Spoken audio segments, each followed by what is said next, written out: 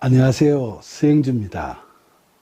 오늘은 중풍병자를 살리기 위해 지붕을 뚫고 예수님을 만나게 도우는 그의 친구들의 이야기를 통해 하나님을 만나고자 하는 간절한 우리의 믿음에 대해 묵상해 보도록 하겠습니다. 어느 날 예수님께서 갈릴리 가버나움 마을의 한 집에서 수많은 사람들에게 가르침의 말씀을 하시고 계셨습니다. 당시 예수님께서 병을 고치시는 능력이 엄청나다는 소문이 자자했기 때문에 이 마을에서 중풍으로 고생하던 병자를 낫게 해주고 싶었던 친구 4사람이 그를 침상에 메고서는 그걸 들고 예수님께로 나가려고 했었죠. 그런데 그들이 예수님께서 계시는 그 집으로 와서 보니까 사람들이 너무 많이 모여 있어서 방 안으로 도저히 들어갈 수가 없었습니다.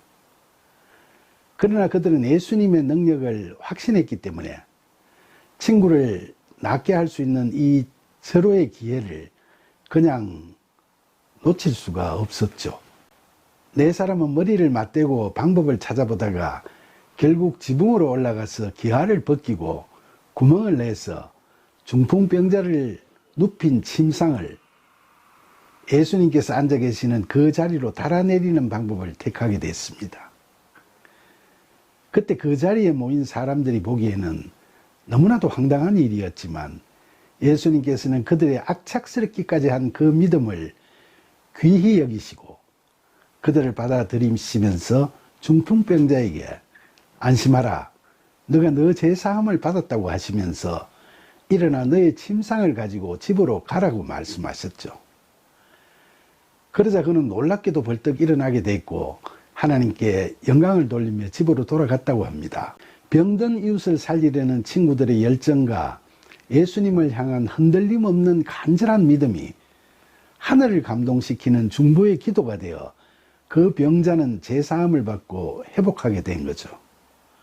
그동안 중풍에 걸린 그는 하루 종일 침상에 누워 지내는 형편이라서 식사는 물론이고 대소변마저도 스스로 해결할 수 없는 처지였기에 비록 눈은 뜨고 있었지만 죽은 몸이나 다름없는 그야말로 극심한 고통과 절망 속에서 세월을 보내고 있었죠. 그런 그에게 예수님께서 너는 제사함을 받았다는 말씀을 하셨으니까 원래 그는 죄인임이 분명했고 그 죄가 매우 컸기 때문에 그런 중풍병자의 삶을 살고 있었겠죠. 그런데 여기서 이 중풍병자는 세상적으로는 몹쓸 중죄인이었거나 파랗고는 아니었다는 걸 상상할 수 있습니다. 왜냐하면 만약 그가 그런 자였다면 그의 친구들이 그렇게 필사적으로 그를 살리려고 했을까 하는 의심이 드니까 말이죠. 그의 친구들의 애씀을 보면 그는 병들기 전에 친구들과 우정도 깊고 세상적으로 볼 때는 좋은 사람이었을 거라는 생각이 들죠. 그런데도 왜 그는 그런 끔찍한 병을 앓고 있었고 또 예수님께서도 그에게 죄를 사한다고 하셨듯이 죄인이었을까요? 성경에서 우리가 죄인이라고 할 때는 그 죄는 세상적으로 법을 어기는 그런 죄만을 이야기하기보다는 영적인 죄를 의미하죠. 영적인 죄는 하나님을 믿지 않는 불신앙과 자기 의를 내세우는 영적 교만과 무절제한 갖가지 욕망 같은 죄의 경향성을 마음속에 품고 저지르는 죄를 의미합니다. 그러니까 이 중풍병자가 죄인이라고 하는 것은 세상적 죄인은 아니라도 영적으로 그런 죄를 범하고 있었다는 거죠. 그런데 저는 오늘 이 이야기에 등장하는 이 중풍병자에게서 과거에 예수님을 믿지 않았던 저의 모습을 보게 됩니다. 저 역시도 세상적으로는 실정법에 어긋나는 짓을 해서 사람들에게 손가락질을 받거나 무시당하거나 그렇게 하지 않고 잘 살아왔지만 영적으로는 자기 의에 사로잡혀 그야말로 소경된 자로 제 스스로는 도저히 치유할 수 없는 바로 이 중풍병자나 마찬가지로 심각한 죄인이었던 거죠. 나이 50이 넘어 하나님을 처음 만났던 그 당시에도 저는 하루하루를 바쁘게 살아가면서 늘 세상 일에 골몰하며 허겁지겁 지냈을 따름이지 영적으로는 제 자신에 대해 진지하게 되돌아보는 어떤 시도도 해보지 못하면서 영적 중풍병자처럼 영적 장애를 안고 그렇게 살아가고 있었던 거죠. 저는 젊어서부터 인본주의적인 사고에 젖어 자기의 의를 내세우면서 그걸 정의롭다고 생각하는 식으로 영적으로 교만하게 살아왔습니다. 특히 젊은 날 심취했던 철학자 니체의 반기독교 사상의 영향을 많이 받아서 예수 믿는 사람들에 대해서는 일방적인 비난과 조롱을 서슴지 않았던 사람이었죠. 그처럼 저는 영적으로 중풍에 걸린 그런 자였기 때문에 스스로 교회를 찾아갈 리도 없었고 또 찾아갈 수도 없었던 그런 형편이었죠. 그처럼 완악했던 제가 하나님을 만나게 된 건 온전히 믿음 강한 제 딸 덕분이었습니다. 중풍병자를 그저 평범한 방법으로 예수님 앞에 데려갈 수 없었기에 지붕을 뚫고 그곳으로 달아내렸듯이 제 딸도 완악한 저를 살리려고 오랜 기간 간절히 기도하고 전도했지만 제가 도무지 움직이지 않으니까 마침내 독특한 방법을 통해서 하나님의 기적이 일어나기를 간절히 소망했던 것 같습니다. 제가 하나님을 처음 만난 날, 제 딸은 교회 같이 가자고 떼쓰는 식이 아니고 새벽 교회를 가고 싶은데 깜깜해서 무서우니까 아빠가 교회 앞까지 좀 데려달라고 부탁하면서 심한 딸바보인 저의 딸에 대한 보호 본능을 자극했죠. 그래서 저는 그날 난생 처음 딸과 함께 교회 앞까지 오게 됐던 거죠. 그리고서는 추운데 교회 밖에서 기다리면 저한테 미안해서 마음이 너무 부담스러우니까 그냥 안에 들어와서 기다리라는 효성스러운 딸의 간곡한 말에 교회 안으로 이끌려갔죠.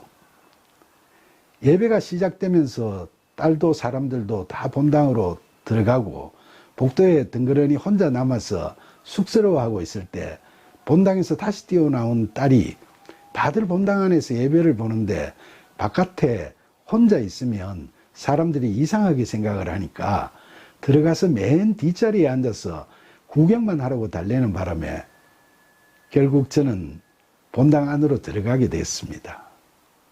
그냥 교회에 같이 가자고 했으면 절대로 갈 리가 없었던 저를 그대로 포기해버리지 않고 제 딸아이는 제가 뿌리칠 수 없는 애틋한 효심으로 저의 마음을 끌어당겨 그토록 완악했던 저를 옥신각신하는 것 하나 없이 교회 본당으로까지 이끌어갔던 겁니다. 이처럼 집을 나설 때는 단지 교회만 데려다 준다고 생각했지 교회 안에 들어간다는 건 상상도 못했는데 그런 일들이 본의 아니게 전개됐죠. 더 놀라운 것은 제가 본당 맨 뒷자리에서 성가대와 교인들이 함께 부르는 생전 처음 듣는 찬송가를 듣자마자 제 의지로는 도저히 멈출 수 없는 두 눈에서 눈물이 빗물처럼 쏟아졌고 그칠 줄 모르고 흐르던 눈물 속에서 저는 너무나도 놀랍게 하나님을 만나게 됐습니다. 생각지도 못했던 방법으로 저를 교회 안으로 이끌어준 제 딸의 간절한 기도와 믿음, 그리고 영적 소경이던 저를 불쌍히 여기시고 찾아오신 하나님의 사랑과 은혜 덕분에 50년 넘는 오랜 기간 동안 제 눈에 잔뜩 끼어있던 세상적인 비늘이 쏟아지는 눈물에 죄다 벗겨지면서 저는 졸지에 영적으로 눈을 확 뜨고 하나님을 뵙게 된 거죠.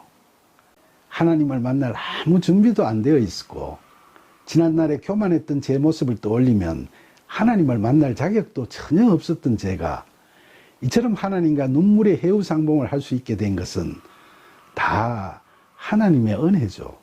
로마서 5장에서 사도 바울이 고백했듯이 죄가 더한 곳에 은혜가 더욱 넘쳐났던 겁니다.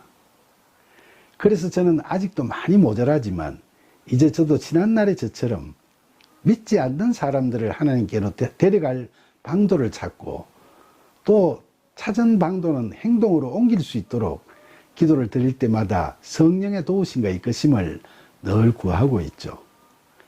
그래서 지난날 마치 중풍병자와 같은 삶을 아무 생각 없이 헛되이 살아왔던 저도 이제는 과거의 저처럼 아직도 영적 소경이나 영적 중풍병자의 삶을 살아가는 이웃들을 하루속히 주님께로 데리고 가기 위해서 오늘 이야기에 나오는 것처럼 나을 가망이 없던 중풍병자를 지붕을 뚫고서 예수님께로 데리고 왔던 그 친구들처럼 또 완악하게 예수님을 거부하던 저에게 전혀 예상치 못했던 방법을 통해서 하나님과의 해우상봉을 주선해 준 제 딸처럼 열심을 다하는 신실한 심부름꾼이 되기를 늘 소망하고 그 꿈이 이루어지기를 간절히 기도드리고 있습니다.